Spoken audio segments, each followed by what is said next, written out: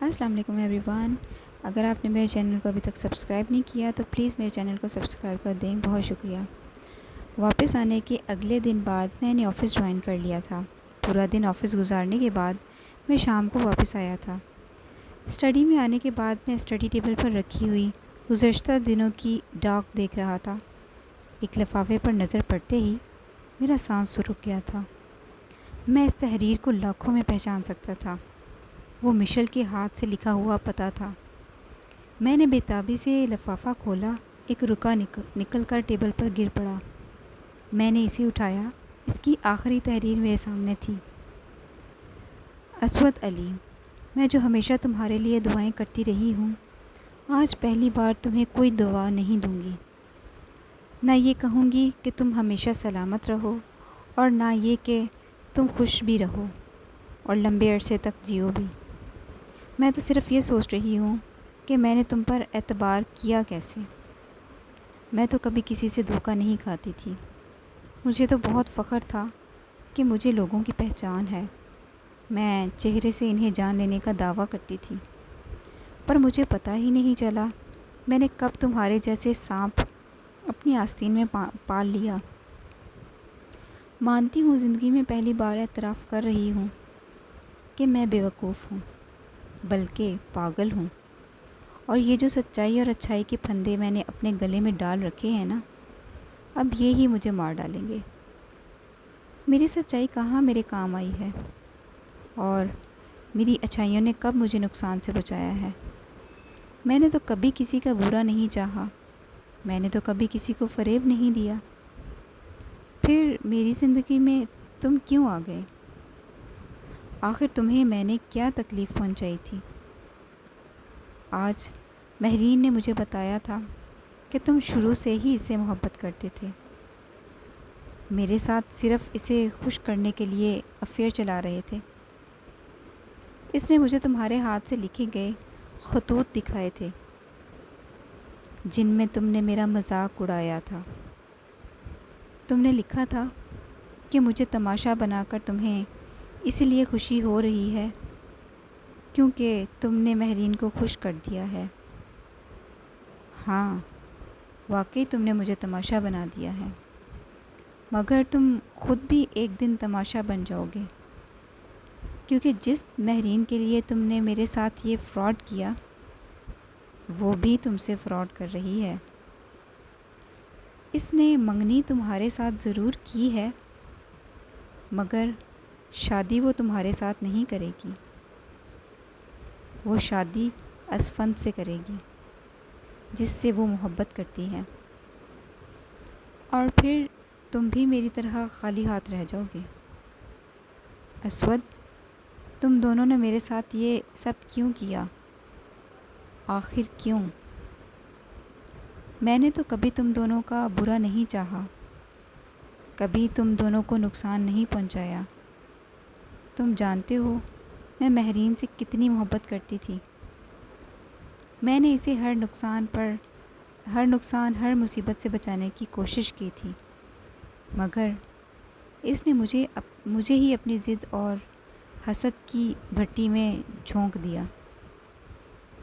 کیا میرا گناہ یہ تھا کہ میں خوبصورت ہوں اور وہ معمولی صورت کی مالک ہے؟ جو خوبصورت ہوتے ہیں، کیا انہیں میری طرح سلیب پر چڑھا دیا جاتا ہے؟ کیا اچھے لوگوں کے مقدر میں صرف دھوکہ کا آنا لکھا ہوتا ہے؟ شاید ایسا ہی ہوتا ہے. تم دونوں ساری زندگی خوش رہو گے. مہرین کسی اور سے شادی کرے گی تب بھی خوش رہے گی. تم سے شادی کرے گی تب بھی اسے سب کچھ مل جائے گا. شوہر کی محبت، عزت، دولت، اولاد، سکون، خوشیاں، چاہے وہ اس کی مستحق ہو یا نہ ہو. پر کاش اسے یہ سب کچھ نہ مل پائے. تم سے شادی کر کے بھی وہ ہر چیز سے محروم رہے، جیسی آج میں محروم ہو رہی ہوں. لیکن اللہ کیا میری اس آخری خواہش کو پورا کرے گا؟ ہاں، آخری خواہش کو. کیونکہ میں اب تم دونوں کے سامنے نظر اٹھانے کے قابل نہیں رہی ہوں، اور میں تو کسی کے سامنے بھی اب نظر نہیں اٹھا پاؤں گی۔ وہ ہر ایک کو بتا دے گی کہ اس نے کس طرح مجھے بیوقوف بنایا ہے، اور لوگ مجھ پر ہنسیں گے، پورے خاندان والے میرا مذاق اڑائیں گے۔ پھر میں کیا کروں گی؟ میرے لیے یہی بہتر ہے کہ میں مر جاؤں۔ مشل کو اب مر ہی جانا چاہیے۔ اور تم، اسود علی، تم وہ تھے جسے میں نے چاہا تھا، اور تم نے میرے ساتھ کیا کیا ہے؟ میرے ہاتھ سے کاغذ چھوٹ گیا تھا، میں کرسی سے گر پڑا، سو وہ اس لیے مر گئی کہ اسے لگا کہ میں نے اس کے ساتھ دھوکہ کیا ہے، اور یہ بات اسے مہرین نے کہی تھی۔ تو مشل کی زندگی کی اس آخری رات کو اسے یہ کہا گیا تھا۔ میں سر کو ہاتھوں میں تھامے وہاں بیٹھا رہا۔ میری زندگی میں مہرین کتنی بار شب خون مارے گی؟ آخر کتنی بار؟ اسے یہ جھوٹ بول کر کیا ملا؟ کیوں اس نے مشل کو مرنے پر مجبور کر دیا؟ میرا دماغ سوالوں سے پھٹ رہا تھا۔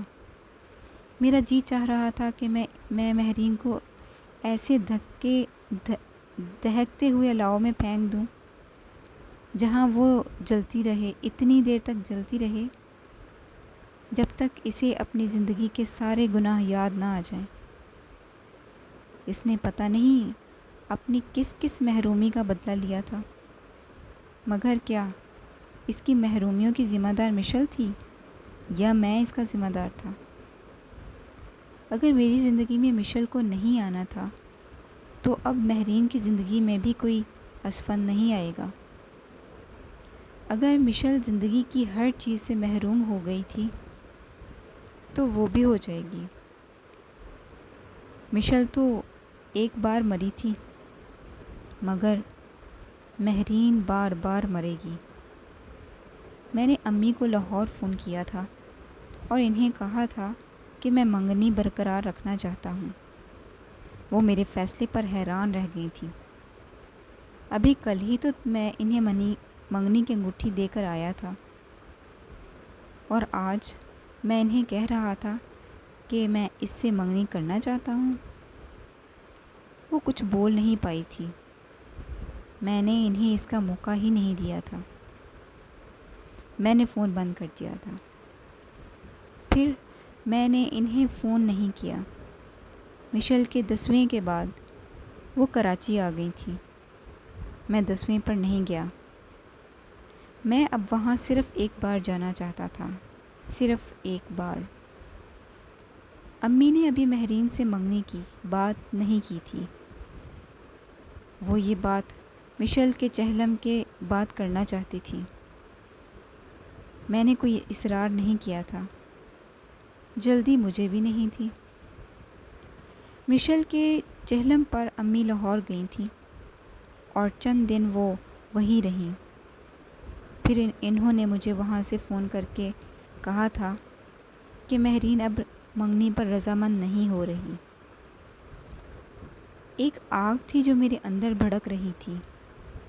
میں نے انہیں کہا تھا وہ رضامند ہو رہی ہے یا نہیں، اب مجھے اس سے شادی کرنا ہے ہر قیمت پر، چاہے مجھے اس کے لیے کچھ بھی کرنا پڑے، اور اگر مجھ سے اس کی شادی نہیں ہوئی تو پھر کہیں بھی نہیں ہوگی۔ تم کیسی باتیں کر رہے ہو اسود؟ تم اس سے کون سا بدلہ لینا چاہتے ہو؟ میں کوئی بدلہ لینا نہیں چاہتا، مجھے صرف اس سے شادی کرنا ہے، اور اگر یہ شادی نہ ہوئی تو میں بھی مشل کی طرح خود کو شوٹ کر دوں گا، مگر اس کو بچنے نہیں دوں گا۔ میں یہ لکھ کر رکھ جاؤں گا کہ میری موت کی ذمہ دار وہ ہے، پھر میں دیکھ لوں گا وہ خود کو کیسے بچائے گی۔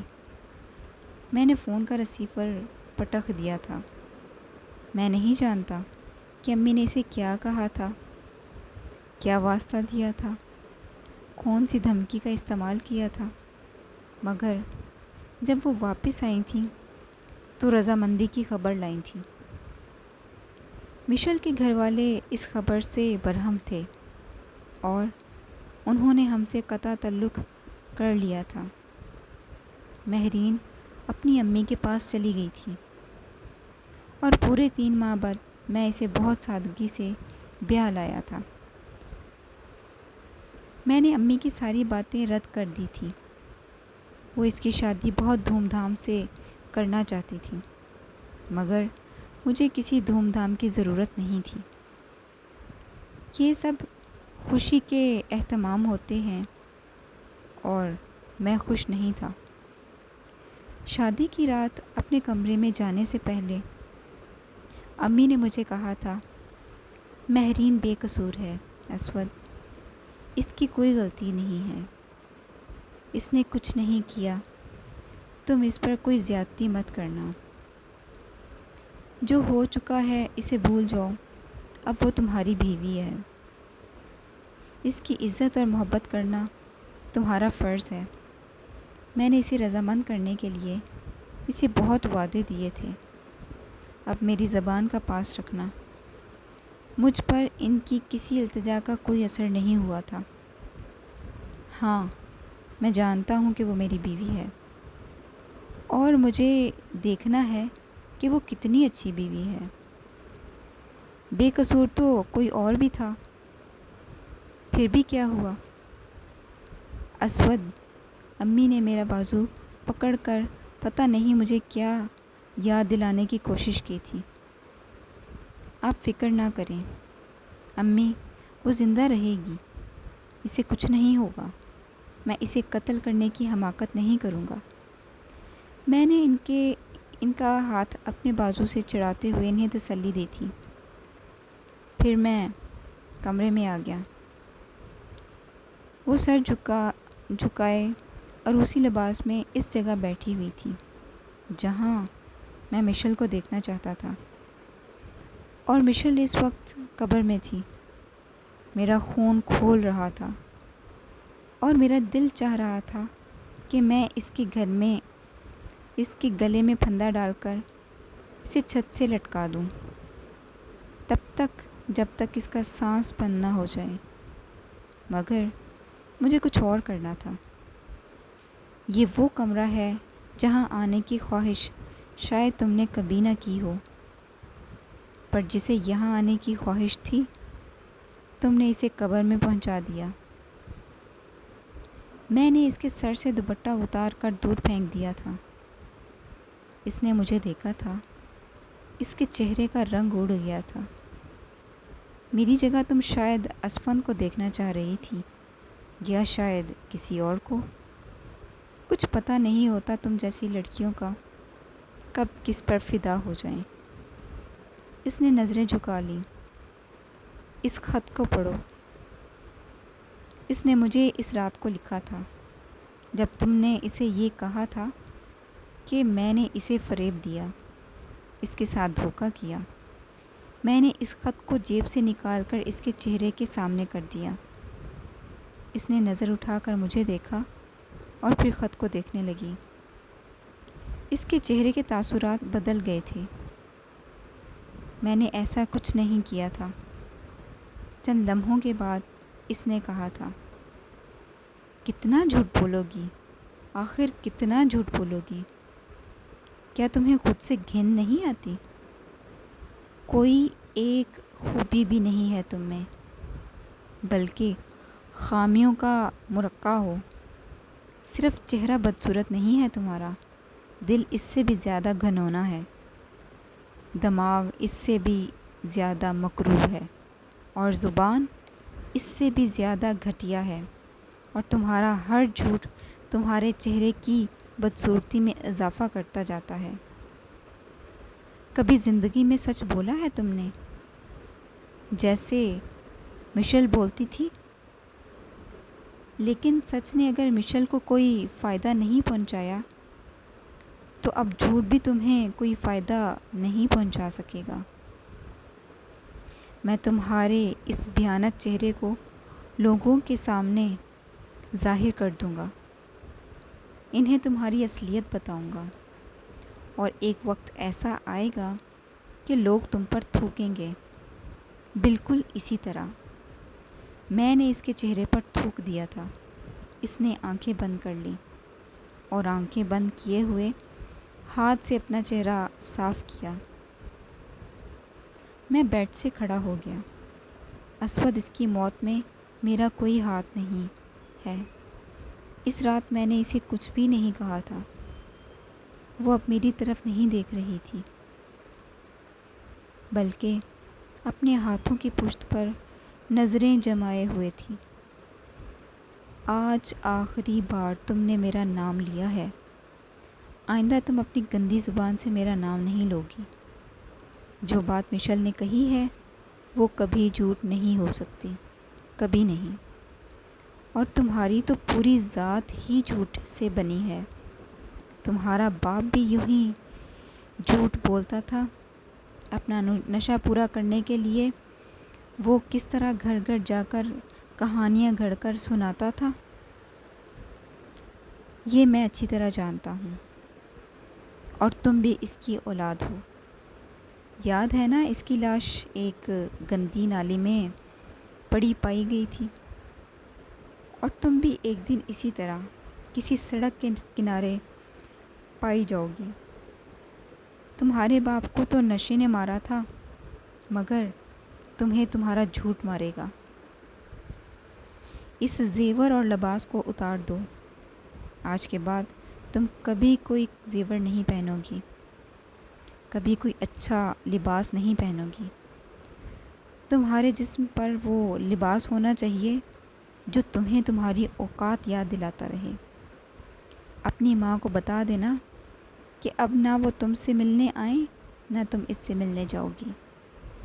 تمہیں میرے گھر سے صرف اتنا رزق ملے گا جس سے تم زندہ رہ سکو اور تمہارا جسم ڈھکا رہے، اور کسی چیز پر تمہارا کوئی حق نہیں ہے۔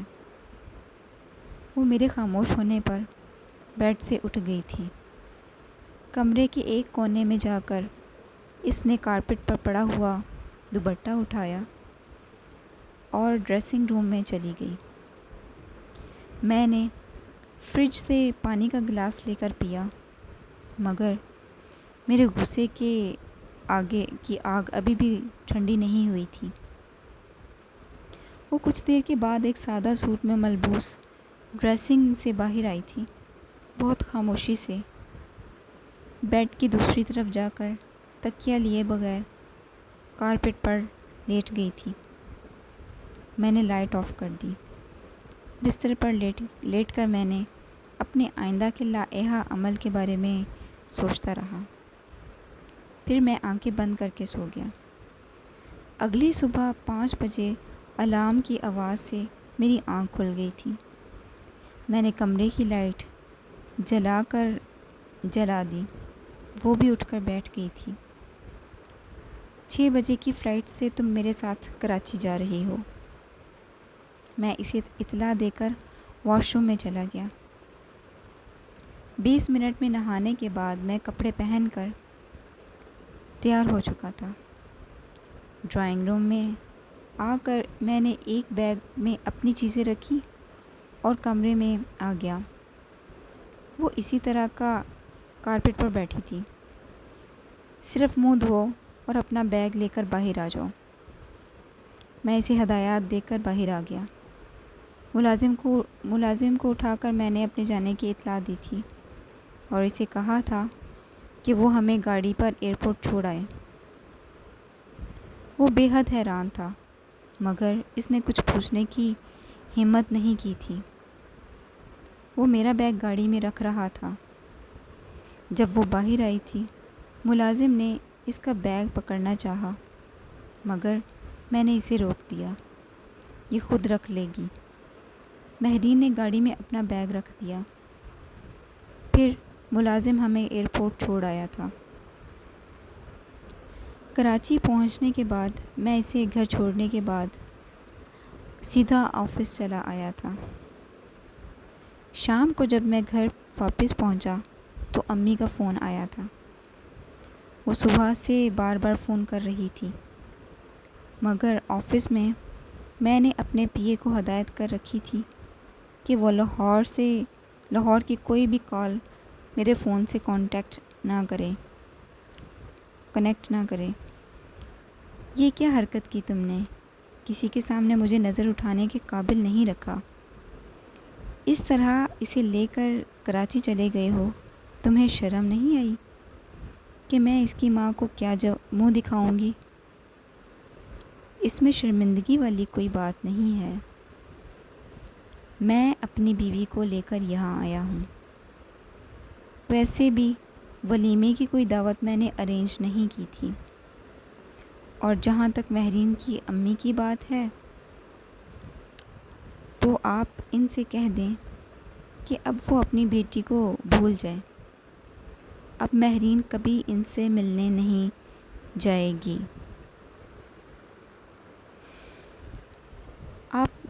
آپ نے جب کراچی آنا ہوا مجھے فون کر دیں، میں ٹکٹ کا بندوبست کر دوں گا۔ ویسے پرسوں کی ایک فلائٹ کا ٹکٹ ملازم کو دے کر آیا تھا، وہ اس نے آپ کو دے دی ہوگی۔ باقی سب کچھ ٹھیک ہے، مہرین بھی یہاں بہت خوش ہے، اور میں بھی۔ خدا حافظ۔ میں نے فون بند کر دیا اور پھر ریسیور اٹھا کر نیچے رکھ دیا۔ اس گھر میں ملازم ہیں اور رہیں گے، مگر ان میں سے کوئی بھی ملازم تمہارے لیے نہیں ہے۔ تم کبھی ان سے اپنا کوئی کام نہیں کرواؤ گی۔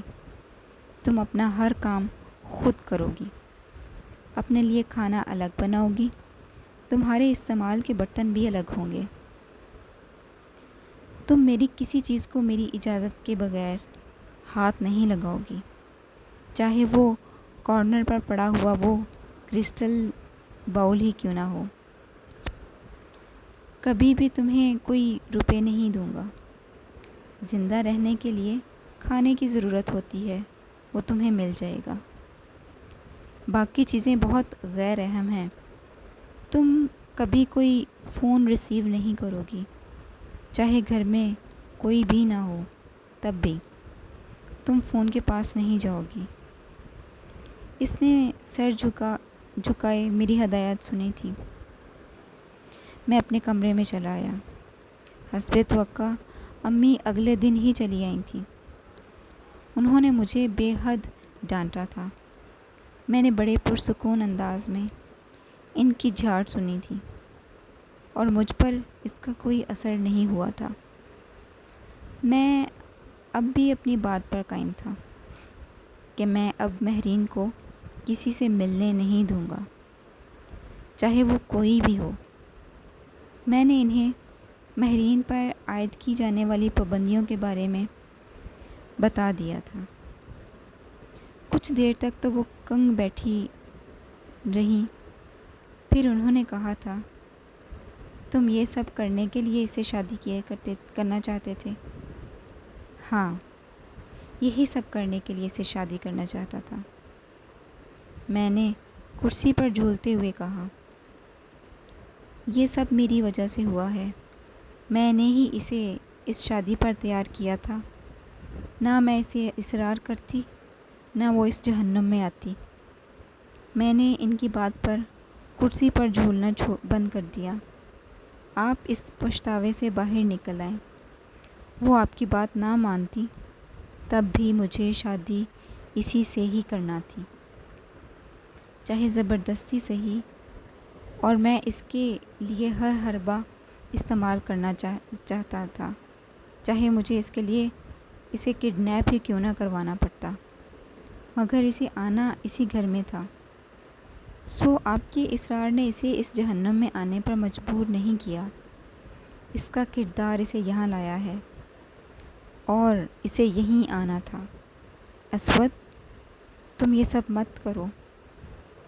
تمہیں کیا پتہ غلطی کس کی تھی، کس کی نہیں۔ تم باز آ جاؤ۔ سزا اور جزا تمہارے ہاتھ میں نہیں ہے، صرف ایک ہی ذات پر برترِ ذات کے ہاتھ میں ہے۔ تم انسان ہو، اپنی حدود کو جان لو۔ اس کی طاقت، اس کے اختیار کو اپنے ہاتھ میں لینے کی کوشش نہ کرو۔ مجھے سب پتہ ہے، مجھے نصیحت نہ کریں۔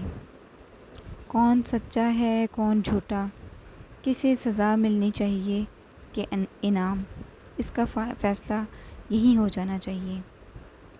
ہاتھ کا بدلہ ہاتھ اور سر کا بدلہ سر، یہ بھی ہمارے ہی مذہب میں ہے، تو پھر اس کی جان نہیں لے رہا۔ مگر معاف کر دینے والا عظیم ہوتا ہے، اور معاف کر دینا سب سے افضل عمل ہے۔ مجھے عظیم بننا ہے، نہ کوئی افضل عمل کرنا ہے۔ جو عظیم ہوتے ہیں اور افضل عمل کرتے ہیں، ان کا حال مشل جیسا ہوتا ہے، کم سے کم رسوائی اور زیادہ سے زیادہ موت۔ ان دونوں چیزوں میں سے ایک ان کا مقدر ضرور بنتی ہیں۔ سو آپ مجھے یہ بیکار کی نصیحتیں نہ کریں۔ میں نے ایک بار پھر کرسی کو جھلانا شروع کر دیا تھا۔ کچھ لمحے خاموش رہنے کے بعد امی نے مجھے کہا تھا، تم یہ سب کرنے کی بجائے اسے طلاق دے دو۔ میں ان کی بات پر بے اختیار ہنسا تھا۔ طلاق بھی دوں گا، یہ کام بھی کروں گا، مگر ابھی نہیں، 20 سال بعد، جب کوئی اس پر دوسری نگاہ نہیں ڈالے گا، جب وہ دوبارہ اپنا گھر آباد کرنے کے قابل نہیں ہوگی، تب میں اسے خالی ہاتھ دھکے دے کر اپنے گھر سے نکال دوں گا، اور اسے کہوں گا کہ جاؤ اب دوبارہ سے اپنے لیے کوئی ٹھکانہ تلاش کرو، ڈھونڈو اب دنیا میں تمہارے لیے کیا ہے۔ اگر کچھ نہیں ملتا تو پھر تم بھی مشل کی طرح مر جاؤ۔ اسود، میں اسے تم سے خلا دلوا دوں گی، میں اسے تمہارے ساتھ نہیں رہنے دوں گی۔ امی، کیا وہ مجھ سے خلا لے سکتی ہے؟ کیا اس قابل ہے وہ؟ لے جائیے گا، عدالت بھی۔ اسے اپنا شوق پورا کرنے کے لیے پھر دیکھیے گا کتنے سال وہ ان عدالتوں کے چکر کاٹتی ہے، اور میں جو اس پر ایسے الزام لگاؤں گا کہ دنیا تو کیا وہ خود بھی اپنا چہرہ دیکھنے کے قابل نہیں رہے گی۔ میں عدالت میں ایک چھوڑ 100 ایسے گواہ پیش کر دوں گا جو اس سے اپنے تعلقات کا دعویٰ کریں گے، وہ بھی تمام ثبوتوں کے ساتھ۔ پھر آپ کیا کریں گی اور وہ کیا کرے گی؟ اور میں عدالت سے درخواست کروں گا کہ ان سب باتوں کے باوجود ایک اچھے شوہر کی طرح میں اس بد کردار بیوی کو بھی اپنے گھر میں آباد کرنا چاہتا ہوں۔ سب میری عظمت کے گن گاتے ہوئے اسے واپس میرے ہی گھر بھیج دیں گے، اور بالفرض اگر وہ خلا لینے میں کامیاب ہو بھی جاتی ہے تو بھی تیزاب کی ایک بوتل اسے اس قابل نہیں چھوڑے گی کہ وہ دوبارہ کبھی اپنا گھر بسانے کا سوچیں۔ پھر آپ بھی اس کی مدد نہیں کر پائیں گی، چاہے جتنا بھی چاہیں۔ تو مان لیں امی کہ وہ سب سے زیادہ محفوظ اور خوش یہیں رہے گی، اس 4 دیواری کے اندر، اور اسے یہیں رہنا ہے، چاہے آپ کو پسند آئے یا نہیں، چاہے وہ ایسا چاہے یا نہیں۔ امی خوف کے عالم میں مجھے دیکھتی رہیں۔ تم ایسے نہیں تھے اسود، تم کبھی بھی ایسے نہیں تھے۔ ہاں، ایسا نہیں تھا، مگر اب ہو گیا ہوں۔ میں وہاں سے اٹھ کر باہر آ گیا، پھر سب کچھ ویسا ہی ہونے لگا تھا جیسا میں چاہتا تھا۔ وہ بالکل میری ہدایات کے مطابق چلتی تھی۔ اسے ہر حال میں صبح 4 بجے اٹھ جانا ہوتا تھا، اور رات کو وہ 12 بجے سے پہلے نہیں سو سکتی تھی، چاہے وہ اپنے سب کام نپٹا چکی ہوتی تب بھی۔ یہ میری ہدایات تھیں۔